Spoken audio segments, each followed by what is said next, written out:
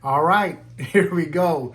Episode 2. First and foremost, thank you guys for the love and feedback, the support, those who subscribe. This is really a dream come true. I got inspired by my family, so I just want to give a big shout out to them for having me do this.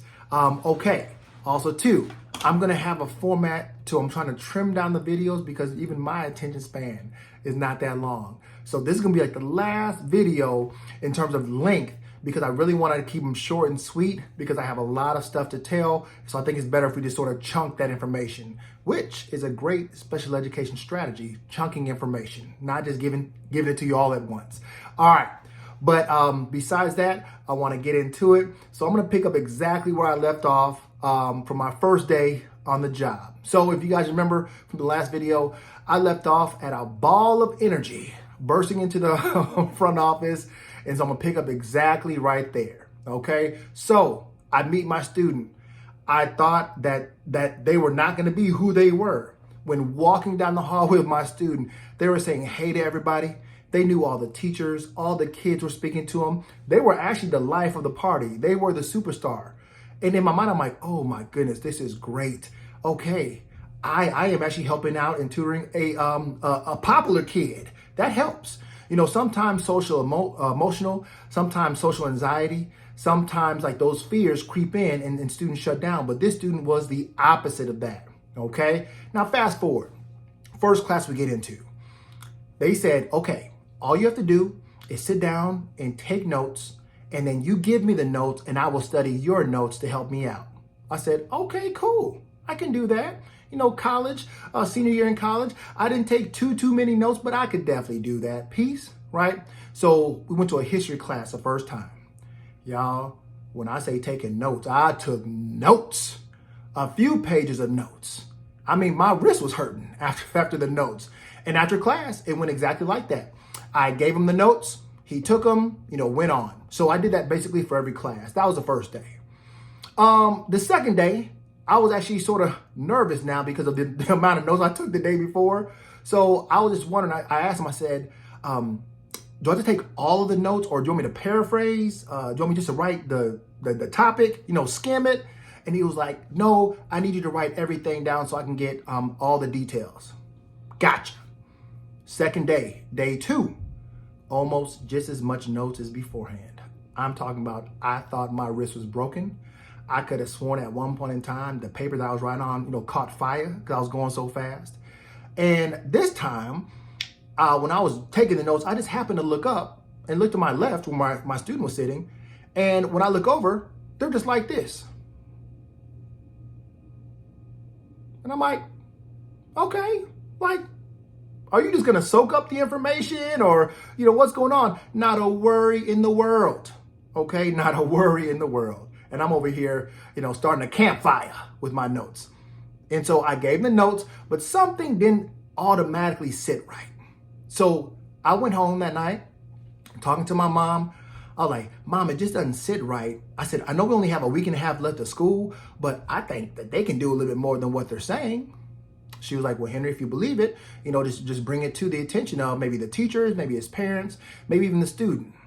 I'm like, that's too much work. We have a week and a half to freedom, right? I was going to ride it out. It really wasn't that important to me at the time. I said, let's just go. Well, the third day, we had an IEP meeting with his parents. And for those who don't know, an IEP meeting is a meeting that consists of general teachers, special ed teachers, folks that can interpret information and assessment data. You might have some transition folks talking about next steps if they're of age. And then you have maybe some school personnel, right? So we had an IEP meeting after school, that my third day of taking notes.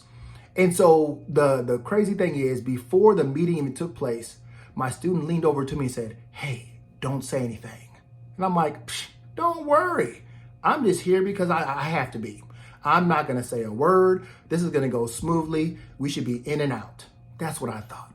For those, my special education teachers, we know that IEP meetings can get a little contentious at times, a little intense.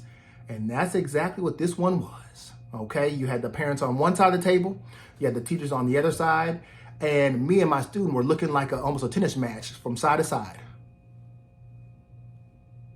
And we're right in the middle, Okay, just looking left to right. I mean, they're just going. It's almost like they're like, no, just not debating, but just having, I say, animated conversation. Okay. Well, the mom, I got to give it to the parents. They're big advocates. They knew what they wanted. They had expectations. Throughout the whole conversation, at one point in time, she said, "Okay, hold on. I've heard from everybody except Henry. Henry, what do you think?" And that's when everyone looked at me. It felt like time had stopped. You know, in the movies when it goes da-doom, da-doom. I mean, it was like in slow motion. It was in real life, but in slow motion.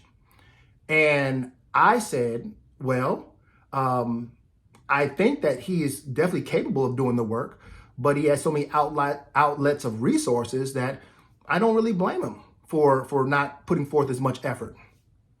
That's when the teachers gasped. And I was like, oh no. I said, I'm about to get fired on my third day of work. The mom took off her glasses, looked at me and said, you know what? You might be right. Whew. I'm still alive, okay? So that was my first IEP meeting. And so my tip for my teachers and also those along this journey, my tip is I want, and I learned from this, I talk to my parents like we have a week left in school, okay? I was real. So I've learned to be real professionally and respectfully, but I have to come real with my information and my suggestions. So that's my tip for today. In the next video, we will talk about what transpired after the IEP meeting. But this was definitely a once-in-a-lifetime experience for my first IEP meeting, and it was one that I will never, ever forget. Hope you guys definitely enjoyed the video. I will make them shorter next time, I promise you. I'll make them shorter next time, but thank you so much for your support. Hit that subscribe button, throw me a like, give me a comment, and I'll hit you back. Thank you so much. I'm out.